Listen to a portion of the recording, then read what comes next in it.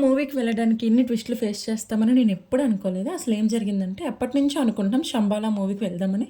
So, అనుకున్నప్పుడల్లా ఏదో issue వచ్చి ఆగిపోతున్నాం. So, finally ఈరోజు ఇంకా ఫిక్స్ అయిపోయి వెళ్దాం అనుకున్నాం.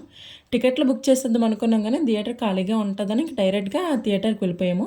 అక్కడికి వెళ్ళాక తెలిసింది ఇది ఏ సర్టిఫైడ్ మూవీ అని. కిడ్స్‌కి నాట్ అలౌడ్ అంట. సో, ఇంక మేము చిన్నపిల్లలతో వెళ్ళాం కాబట్టి ఇంకా బ్యాక్‌కి వచ్చేసాము. ఇంకెంత కన్విన్స్ చేసినా వాళ్ళు ఒప్పుకోలేదు. ఇంకేం చేయలేక బ్యాక్ వచ్చేసాం. సో, సర్లే ఇంకేం చేయలేమని మాకు దగ్గరలోనే తగరపువలసలో రామలమ్మ థియేటర్లో బుక్ చేద్దాం అనుకున్నాం. మా పింకీ అక్క ఇంకా కారుణకు చెప్పింది బుక్ చేసేయని.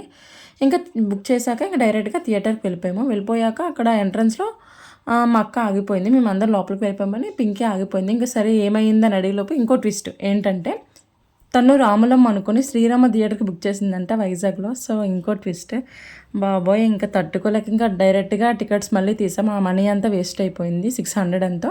సో, ఇంకా మూవీ చూసాము. అప్పటికే ఇంకా సాంగ్ స్టార్ట్ అయిపోయింది కూడా మూవీలో.